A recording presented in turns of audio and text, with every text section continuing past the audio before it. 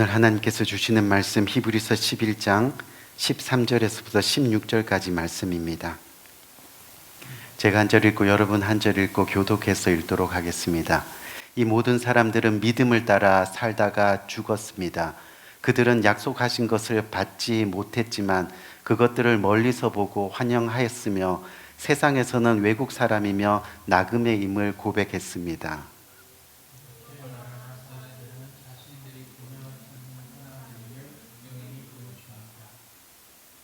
만일 그들이 떠나온 곳을 생각하고 있었다면 돌아갈 기회가 있었을 것입니다.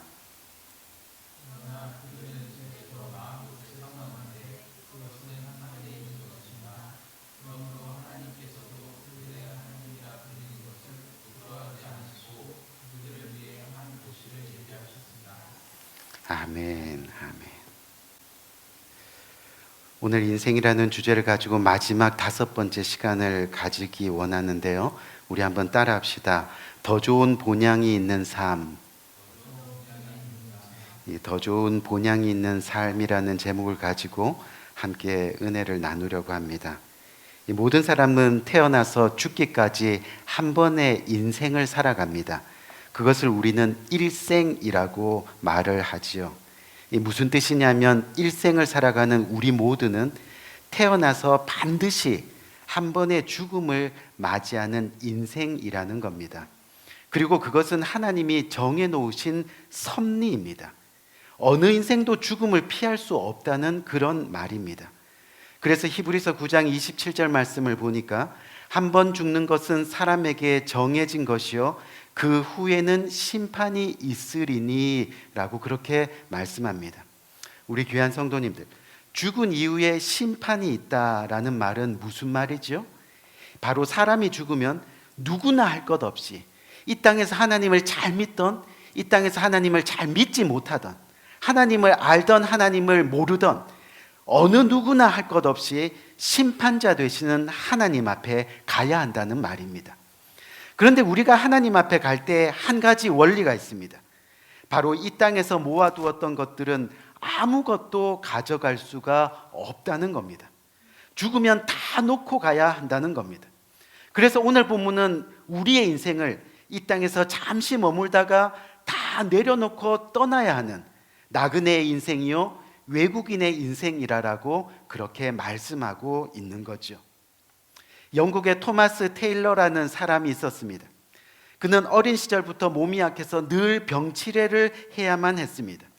그런데 그가 18세 성인이 되었을 때 진정으로 하나님의 은혜와 사랑을 체휼하고 나서 목회자가 되기로 그는 결심을 했습니다. 그래서 신학교에 입학해서 열심히 공부를 하고 마침내 목사가 되었습니다. 근데 그가 목사가 되어서 담임 목사로 부임한 지 6개월 만에 알지 못하는 병에 걸려서 결국 교회를 사임하고 부모님이 계시는 고향으로 돌아오게 되었습니다. 그리고 나서 투병 생활을 계속하다가 3년 만에 죽음을 맞이하게 됩니다. 근데 그가 죽기 며칠 전에 한 편의 찬송시를 쓰게 되었는데 바로 그 찬송이 우리가 잘 아는 통합찬송가 307장 괴로운 인생길 가는 몸이입니다. 괴로운 인생길 가는 몸이 편안히 쉴 곳 아주 없네. 걱정과 고생이 어디 없으랴. 돌아갈 내 고향 하늘나라. 그렇게 토마스 테일러 목사님은 비록 짧은 생애를 살다가 죽음을 맞이했지만 죽는 순간까지 자신이 어디에서부터 왔고 또 어디로 가야 하는 인생인지를 분명히 알았다는 겁니다. 그래서 돌아갈 내 고향 하늘나라, 하늘나라를 소망하는 자신은 늘 행복한 인생이라고 그렇게 고백했다는 거죠. 그리고 오늘날까지 수백 년이 흘렀는데 그가 지은 그 가사의 내용이 오늘날 살아가는 우리 모든 성도님들의 마음에 남아서 이 천국의 소망과 위로를 전하는 그런 인생이 되었다는 겁니다. 우리 귀한 성도님들, 오늘 우리가 읽은 본문은 그런 의미에서 우리에게 참 위로와 소망을 주는 그런 말씀입니다. 지금까지 몇 주 동안 살펴본 우리의 인생이 어땠습니까? 우리의 인생이 때로는 광야에 찬바람이 부는 인생이 될지라도 또 산꼭대기에 서서 이러지도 못하고 저러지도 못하는 그런 인생의 모습이라 할지라도, 또 말도 안 되는 억울한 일을 당해서 가슴 치는 일이 생겨나는 그런 인생이라 할지라도, 이 오늘 본문은 뭐라 그래요? 우리들 인생이 믿음으로 승리할 수 있는 비결이 있다라고 말씀하고 있는 겁니다. 바로 우리들 인생이 죽음으로 끝나는 것이 아니라 돌아갈 수 있는 더 좋은, 더 나은 본향이 있다는 것을 깨닫게 하는 말씀이라는 겁니다. 우리의 인생이 매 순간 소망의 인생, 위로의 인생, 그리고 행복한 인생이 될 수 있다는 것을 오늘 본문은 저와 여러분들에게 말씀하고 있죠. 그래서 오늘 본문은 먼저 우리의 인생이 나그네 인생임을 알아야 한다라고 말씀합니다. 내가 진정 나그네 인생을 살아가고 있구나, 이 땅에서 외국인 인생을 살아가고 있구나, 그것을 깨달을 때 우리의 인생은 소망의 인생이 되고 위로의 인생이 되고 그리고 행복한 인생이 될 수 있다라고 말씀하고 있는 거예요. 무슨 이야기냐면, 저와 여러분들 모두가요, 이 땅에서 나그네 인생임을 절실히 깨닫고 살아갈 때 비로소 참된 하나님의 위로와 소망을 누릴 수 있게 된다는 겁니다. 그리고 우리가 진정 나그네 인생임을 고백할 때 비로소 우리의 삶의 모습이 달라지는 역사, 변화되는 역사가 일어나게 된다는 거죠. 어떻게 변화돼요? 첫 번째 나그네 인생은 어떤 인생입니까? 이 세상의 것에 집착하지 않는 인생입니다. 내가 나그네 인생이라는 것을 깨닫게 되면 이 세상에 아무리 좋은 것이 있다라고 하더라도 그렇게 집착하지 않는다는 이야기입니다. 사실 우리는 입술로는 나그네임을 말하지만 실상은 이 땅에서 영원히 살 것처럼 우리가 행동할 때가 너무 많습니다. 땅에 있는 것들을 집착하며 살 때가 많습니다. 물론 이 세상을 비관하거나 무시하라는 것이 결코 아닙니다. 성실하고 부지런하게 일해서 재물도 좀 얻고 그 다음에 편안히 가족들이 거할 수 있는 집도 가지는 것 중요합니다. 하지만 문제는 너무 지나치게 소유에 집착한다는 겁니다. 너무 많은 것을 쌓아두려고 몸부림치는 모습이 저와 여러분들에게 있다는 겁니다.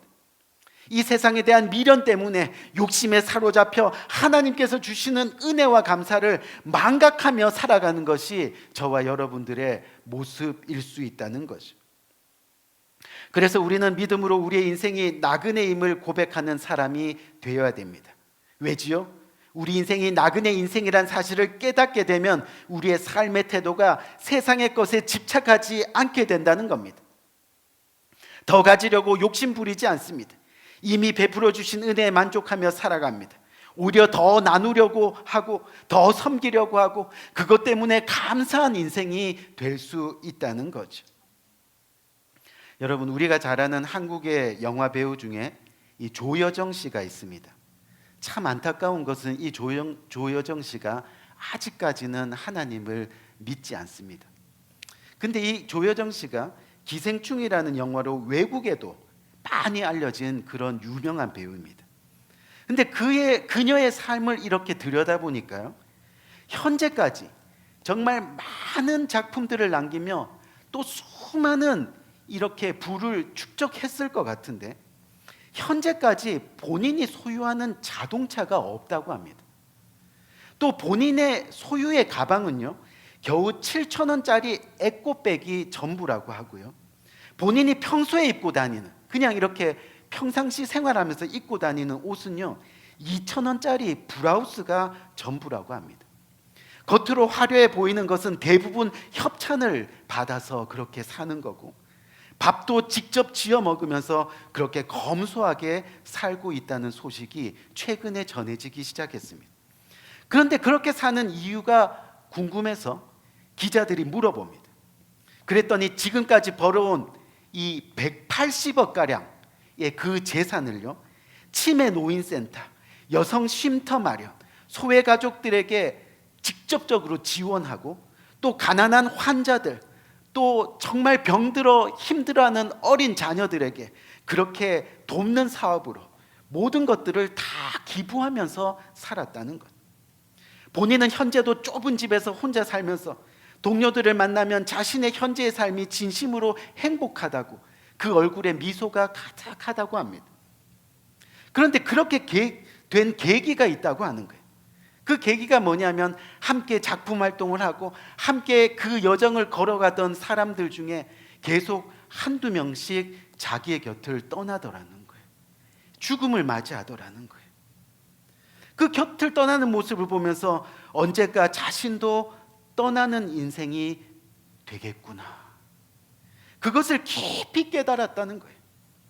그 후로 자신의 삶의 태도가 더 열심히 살게 되면서 이상하리만큼 세상에 대해서 집착하지 않게 되더라는 겁니다. 더 많이 가지려고 욕심 부리지도 않게 되고, 오히려 자신이 가진 것을 나누고 섬기면서 자신이 가진 것으로 이렇게까지 나눌 수 있다는 것에 더 감사하게 되면서 만족하고 행복한 삶을 살아갈 수 있게 되더라는 겁니다. 방금 말씀드린 대로 기독교인은 아니지만 잠시 왔다가 가는 인생에 아름다운 흔적을 남기는 인생이고 싶다라고 이 고백하면서 지금도 이 배우의 생활을 걸어가고 있다는 거예요. 하나님을 믿지 않는 세상 사람들도 내 인생이 이 땅에 왔다가 잠시 머물다가 또 어디론가 가는 인생이구나, 그것을 깨닫게 되면 뭐가 변한다고요? 삶 자체가 변하는 역사가 일어나게 되더라는 거죠. 우리 귀한 성도님들, 하물며 나그네 의식을 가지고 사는 성도는 어떻습니까? 그 성도는 더욱 이 땅의 소유에 지나치게 집착하지 않아야 합니다. 나는 나그네이다, 나는 어차피 빈손으로 왔다가 빈손으로 간다, 그러므로 하나님께서 내게 맡기신 것을 하나님의 영광을 위해서 아낌없이 쓰고 가야지, 이렇게 생각하며 사는 것이 진정한 나그네 인생이 된다는 겁니다. 늘 말씀드리는 내용이지만요, 우리 모두는 태어날 때 두 주먹을 불끈 쥐고 태어납니다. 뭔가 세상을 가지고 뭔가 세상을 쥐고, 하지만 죽을 때는 어떻다고요? 누구나 할 것 없이 두 손을 다 펴고 죽습니다. 빈손으로 가는 인생이라는 말입니다. 아무것도 가지고 가지 못한다는 겁니다. 떠날 때가 있다는 사실을 잊지 말고 살아야 합니다. 잠깐 가지고 있다가 버려야 할 것에 너무 집착하지 말아야 한다는 거죠. 그렇게 믿음을 따라 나그네 의식을 가지고 살다가 하나님께서 우리를 부르시는 그날 모든 것 다 내려놓고 떠나가는 것이 바로 저와 여러분들의 진정한 인생이라는 것을 우리는 깨달아야 합니다. 그렇다면 우리에게는 더 중요한 삶의 목표가 필요합니다. 바로 천국 삶의 목표입니다. 그렇기 때문에 우리는 두 번째로 우리의 나그네 인생은 정말 본향을 바라보며 믿음으로 사는 인생이 되어야 됩니다. 본향을 바라볼 때 우리의 인생이 소망의 인생, 위로의 인생, 아멘, 행복한 인생, 만족한 인생을 이 땅에서도 살아갈 수 있게 된다는 거죠. 오늘 본 말씀 14절 16절 말씀을 보니까요, 이같이 말하는 자들은 본향 찾는 것을 나타내미라. 저희가 나온 바 본향을 생각하였더라면 돌아갈 기회가 있었으려니와 저희가 이제는 더 나은 본향을 사모하니 곧 하늘에 있는 것이라. 아멘. 여러분, 지금 방금 읽은 이 말씀을 자세히 보면 우리들에는 두 종류의 본향이 있는 것을 알게 됩니다. 첫 번째, 나온 본향이 있습니다. 이 나온 본향은 어떤 본향이에요? 쉽게 말하면 땅에 있는 본향입니다. 과거에 있는 본향입니다. 우리의 육신이 태어난 곳입니다. 둘째, 더 나은 본향이 있습니다. 바로 하늘에 있는 본향입니다. 우리의 영혼이 가서 영원토록 살 수 있는 곳이 있다는 그런 이야기입니다.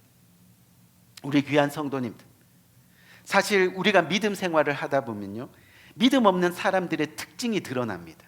어떻습니까? 과거 지향적입니다. 땅의 것에 집착합니다. 예를 들면 하나님이 모세를 통해서 이스라엘 백성들을 어떻게 했어요? 출애굽 시켰습니다.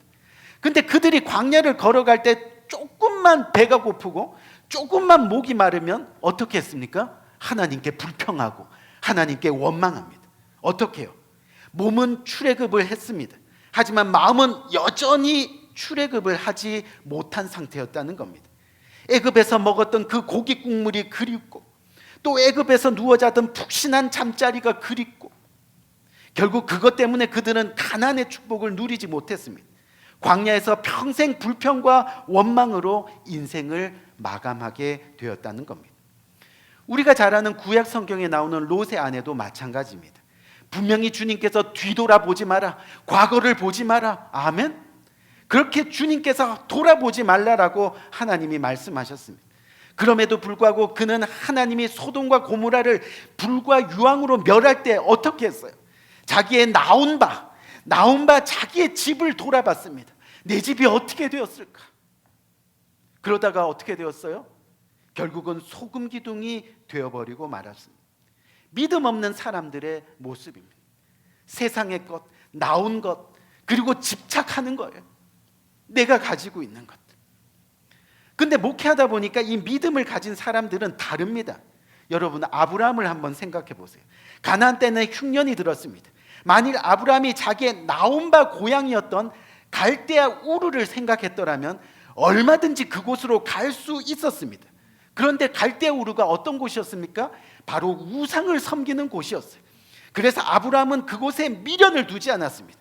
그는 두 번 다시 그곳에 돌아가지 않았습니다. 잠깐 흉년이 들었을 때 잠시 정말 애굽 땅에 내려가서 피신한 것은 있었지만 곧바로 믿음을 회복하고 어떻게 했어요? 다시 약속의 땅 가나안 땅으로 되돌아오는 겁니다.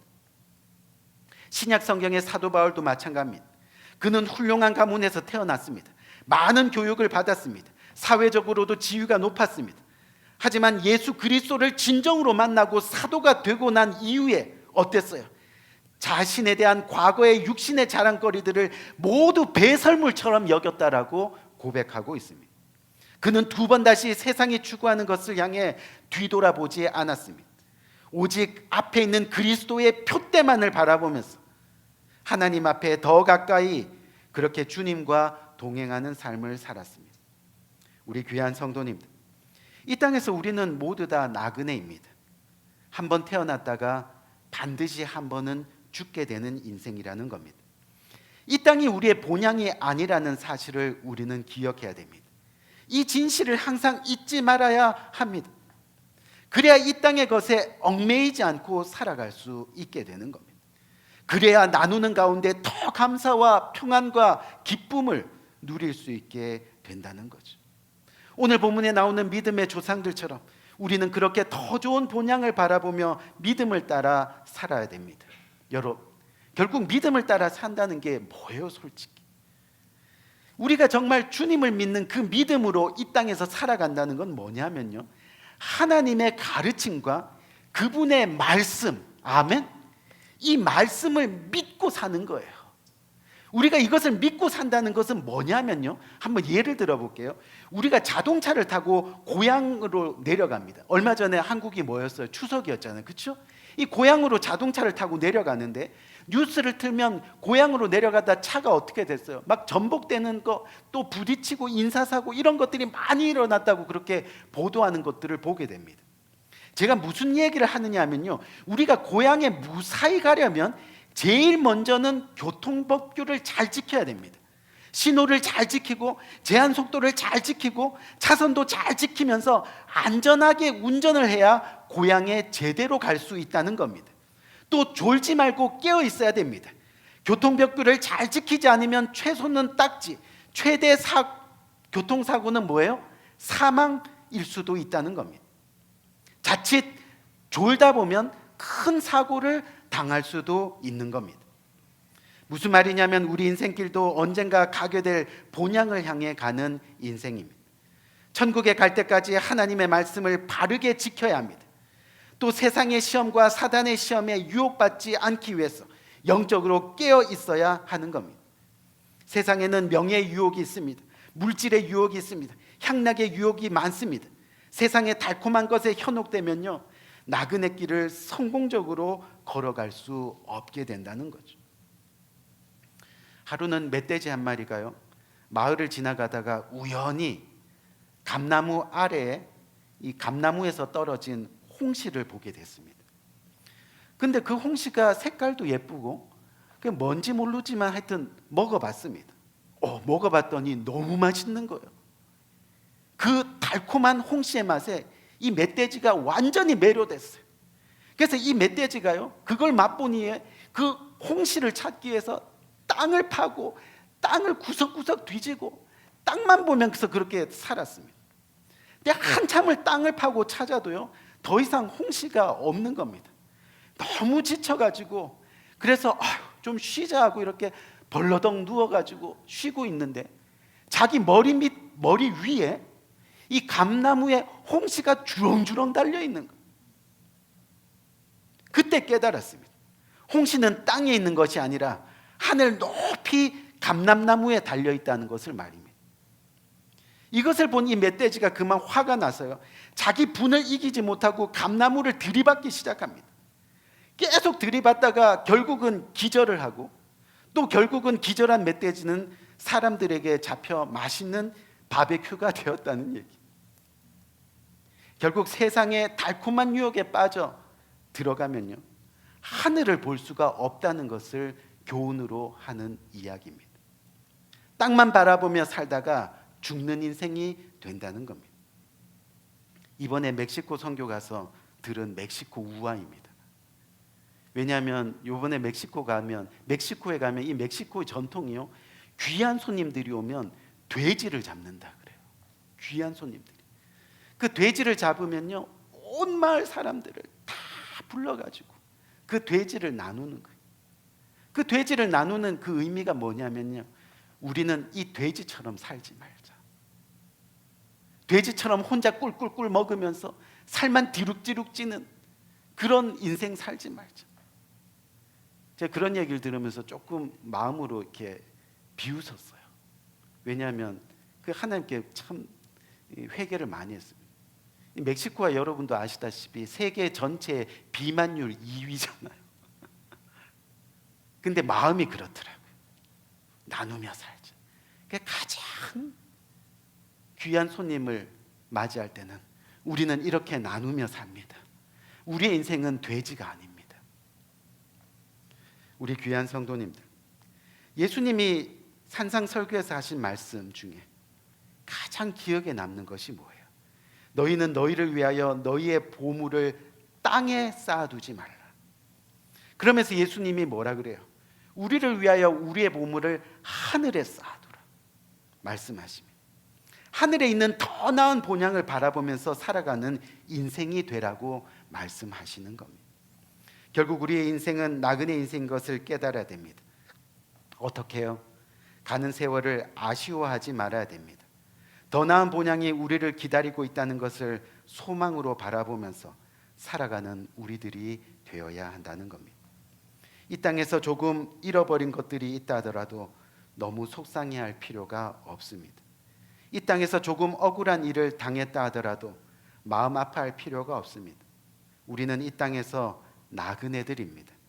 우리는 천국을 바라보며 믿음으로 살아가는 그런 인생이라는 겁니다.